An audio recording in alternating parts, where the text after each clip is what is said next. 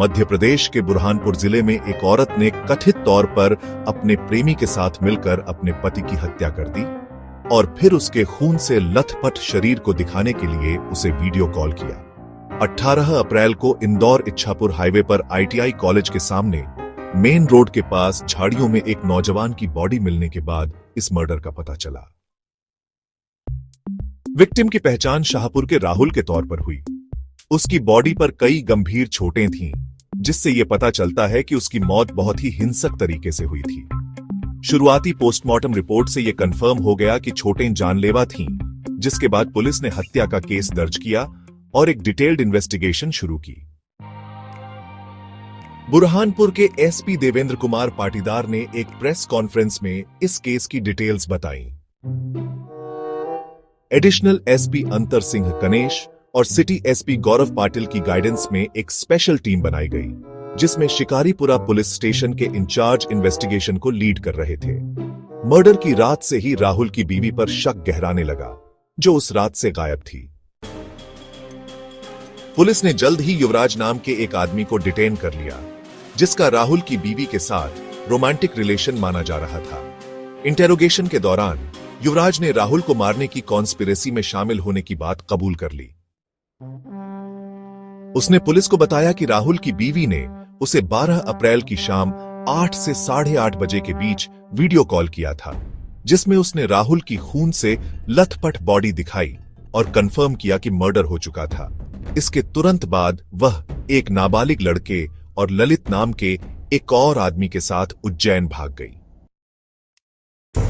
एक tip of के basis पर पुलिस ने राहुल की बीवी, नाबालिग और ललित को इंदौर के सांवेर में ट्रैक किया। तीनों को कस्टडी में ले लिया गया। पूछताछ के दौरान राहुल की बीवी ने यह मान लिया कि उसने युवराज के साथ मिलकर मर्डर की प्लानिंग की थी। प्लान था कि ITI कॉलेज के पास स्पीड ब्रेकर के पास मर्डर को अंजाम दिया जाएगा। उसने युवराज के दोस्तों ललित और नाबालिग को टाइमिंग और लोकेशन के बारे में इन्फॉर्म कर दिया था। 12 अप्रैल को शाम करीब 6 बजे वह राहुल को बुरहानपुर में शॉपिंग के बहाने बाहर ले गई। डिनर के बाद वे घर वापस जाने लगे। इस बीच ललित और नाबालिग पुराने RTO बैरियर पर कपल के आने का इंतजार कर रहे थे। प्लान के मुताबिक उसने स्पीड ब्रेकर के पास अपनी सैंडल गिरा दी और राहुल को मोटरसाइकिल रोकने के लिए कहा। जैसे ही उसने ऐसा किया, ललित और नाबालिग, जो उनके पीछे थे, मौके पर पहुंच गए और राहुल को झाड़ियों में खींच लिया। उसने एक खाली बियर की बोतल से उसके सिर पर वार किया, जिससे वह बेहोश हो गया। फिर ललित और नाबालिग ने उसे झाड़ियों में एक खाई में धकेल दिया। नाबालिग ने हमला जारी रखा।